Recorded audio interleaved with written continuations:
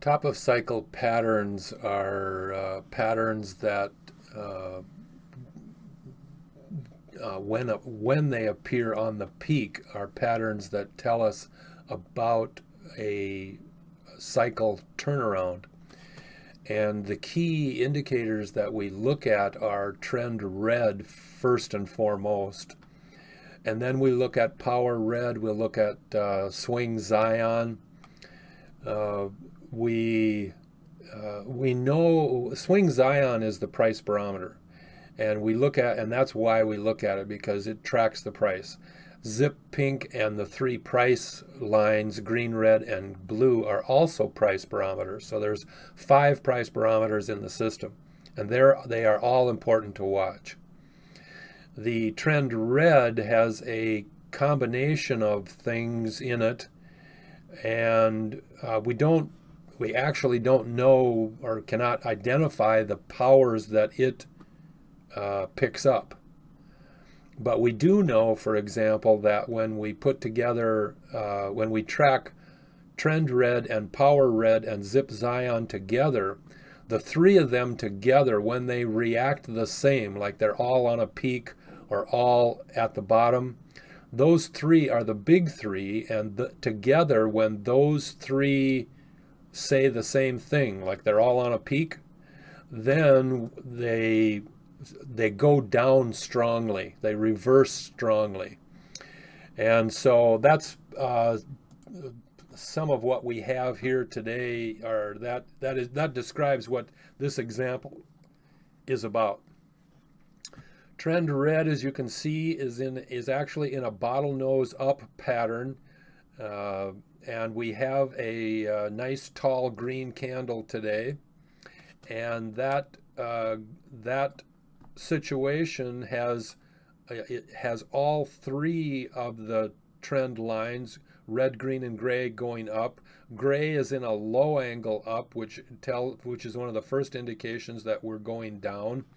Oftentimes we have in a W pattern, like the gray is in the day before, when it ended right here, the day before the vertical green line, sometimes the price can go down. But normally we would have the three indicator lines, the yellow and the pink and the blue,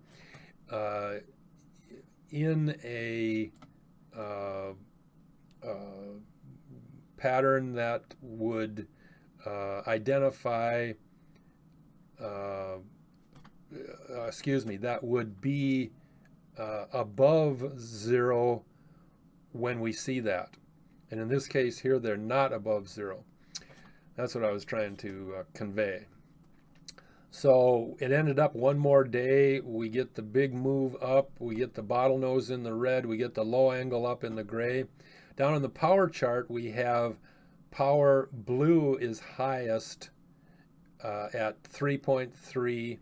Power pink is next at 3.26, and power red is 3.25. When we have a situation like that, as you know, we always discount the power red, because power red moves much faster, has longer line lengths than the other power indicator lines. And so when we talk about power pink being highest, we don't count red in there, because oftentimes red is above the pink.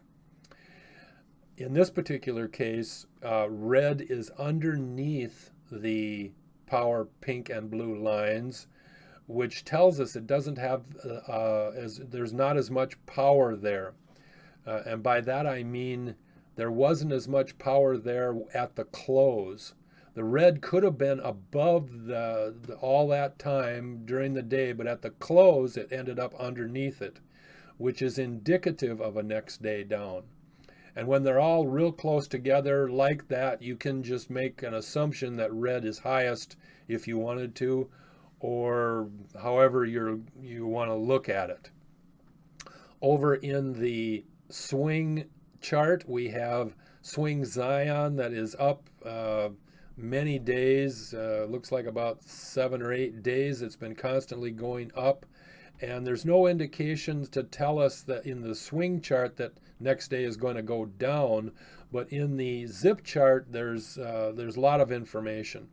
In the zip chart, zip green has been at 100 for about 5 days, and this is a classic example of zip Zion coming up to the peak and hitting 100, and then next day it goes down. We call that a pinpoint of zip Zion. Hits 100, immediately goes back down, and you can see that it goes back down pretty strongly. The close on the vertical pink line was $49.33, and the close the next day was $47.65. So it went down pretty good. The other thing that I'll have you note is that all of the other lines, or not all the other, but your yellow and blue are running together, and they're going up in a bottlenose, almost a bottlenose pattern. And we're hitting a big W in the zip red and the zip gray, and you can see that. And this is that. You may have heard me talk about it on other videos, as well as this one over here in the trend gray example. When you have that W like that, in this case here, red was in a 2-day right leg W going up. And when you have that W pattern on a peak, it usually is indicative of next day down. So there is some supporting evidence in here that's telling you that things are going down. In this particular example, zip greens and Zion are obviously at 100. Pink is at 97. And also, as I brought up the power red example, we don't count when we're thinking of zip green at 100 and zip pink right next to it.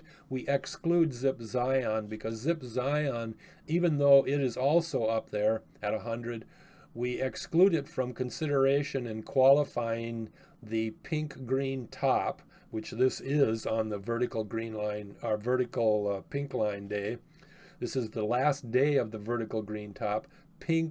Zip pink is right next to and up against the green line at 100, and that's the basic requirement for the pattern to drop. There are a few exceptions. You'll see those on some of the videos that I've made, but the vast majority of the time, over 90% of the time, zip pink will be next to green when the drop is made. In the price chart, we have the classic green crossed over the red, and that was the last day of the peak. And that you'll see a lot. You'll see it the other way as well. When you have red crossing, when the lines are down and red is highest, and then it crosses under the green line. Now that can be a gap up or gap down either way when that crossover takes place. It depends on where the green and the red values are. If they are over 100, then usually it will reverse back up. But the other supporting information or evidence that will allow you to see which way it's going to go. So that's what I wanted to convey to you on the top of cycle pattern on this particular video, and just remind you of the need to watch videos, and because the more you watch, the more you're going to become familiar with how the indicator lines respond to the price line direction. So it's important to watch, and you can watch. I mean, the site's open 24 hours a day. You can watch the videos for 2 months before you get started. But you definitely, in the interest of competing against those that are out there, you definitely need an edge up. You need a system that will show you things. Having the eyeglasses of the DTVB system are phenomenal. Most people will agree wholeheartedly with that response.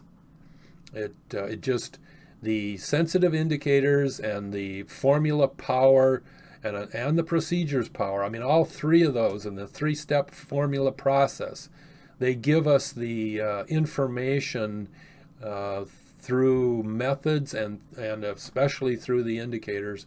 Without these indicators, we would not have what we have, because the indicators are the patterns. The indicators are those conditions that we verify before we pick a pattern. And the indicators are the signals which identify the entrance or the exit from a trade. So, and then of course the proximity power, or excuse me, the procedures power is the analysis. Like you have three pink-green tops and you're analyzing three of them, deciding which one is ready to go. The repetition of analyzing the relationship between the indicator lines and the price movement is what the procedures power is about. And the more you do it, the more your knowledge builds and you identify the correct reaction to the situations that you have. So it just builds on itself day after day. So powerful system. We're excited about it.